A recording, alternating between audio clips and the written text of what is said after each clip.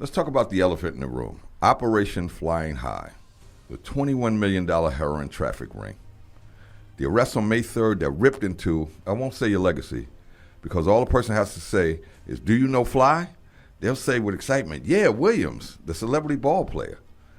That arrest was designed to do something far worse.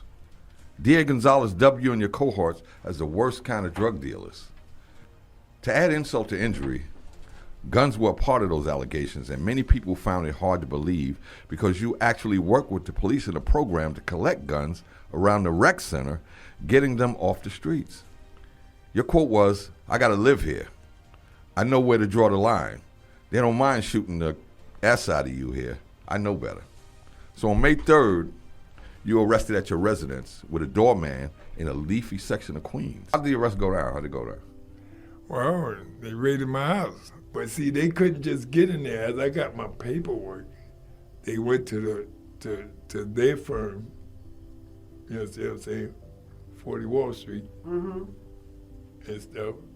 And that's how they got the building. They went to the written, they went to everybody, and they came in. It took them 21 days before they can come get me. They were watching me, but it took them 21 days because they wouldn't allow them in there. Okay. Then when they came in, I'm tell you, it took them an hour to get into my place. I'm sitting on the couch watching TV while they hitting the door. Yo. Listen. Made breakfast and everything, they still ain't get in. Oh, so you heard you would? I was there. I was in the house. Had my robe on and everything. Just made breakfast. Went in the room where they banging the door. Had them titanium locks. They couldn't get in.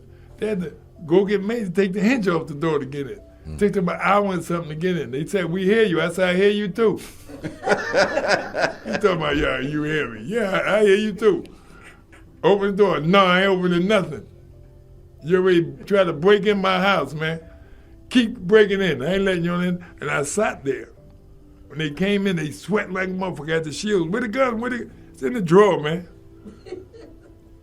Gun in the drawer, man. That's why they can't see in your hands. Now, my sister was with me. She was there. She came that night. She cleaned up for me so she was late. I said, I ain't taking it, but I take it in the morning. She slept in the other room. So she was scared? I just said, shh, take it easy. I got this. She said, you always got something. Man, go in the room, shut the door. So when they came in, my sister was scared to death. So who came in? The police. I'm saying who? Was it FBI, SWAT, just the police? Oh, they had a whole bunch of them together. That's what I'm talking about, the CIA. Yeah, they were fucking about it. They had everything up the wazoo. They have a news team? Man, they had everybody up the wazoo, man. Wow. Even the police said, oh, you a movie star? I said, I've been a movie star, man. What you talking about? What you talking about? I've been a movie star. What you talking about, man? You know, but the police, let me tell you what they said. They said, we ain't never encountered a guy like you, man. You one smooth, my old motherfucker, man. Something from Brownsville, man. Nothing rattles me, man. That's what we do. Looking for drugs, ain't find nothing. Found a lot of money, you know, a lot of proceeds, that's about it. You know, they didn't ask about where the money for, where it came from. I mean, money I was getting $80,000 a year from Nike, so, but I never told nobody that, you know. But what's true about it, I did run the streets. They didn't find no drugs? No. So what was going through your mind? They didn't find anything and they raided your house? 32 bags they said I had, but I ain't had no drugs. So they planted it? I don't know what they did. Okay. But they found, so mysteriously 32 bags they had. Yeah, this was a little political though. I mean, I was in the streets, but this was a little political with him because you got to remember, Ken just died, Ken Thompson. Mm-hmm. And he was bucking for head DA.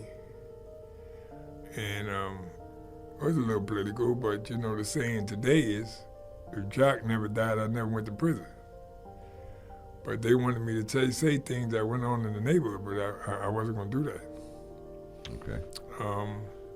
It was a lot political, but I was in the streets. Yeah. You know, I mean, I orchestrated a lot of stuff. Orchestrated kids, other gangs, send them to school, send a lot of kids to college.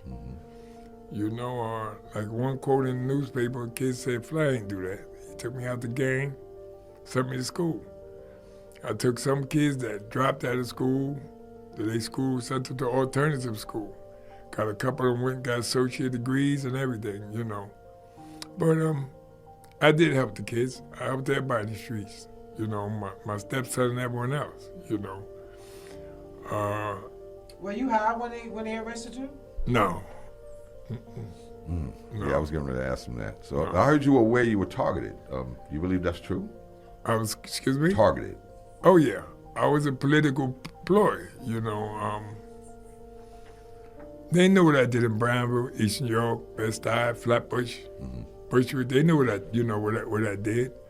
They tied me to something that wasn't tied to me. So why you didn't fall back? I mean, you think you feel you were in too deep? I knew too much. Okay. I did too much. You know, I was married to the streets. You know, I remember I spent my life in Brownville and Harlem. You know, I was just a street person, man. You know, I was married to the game.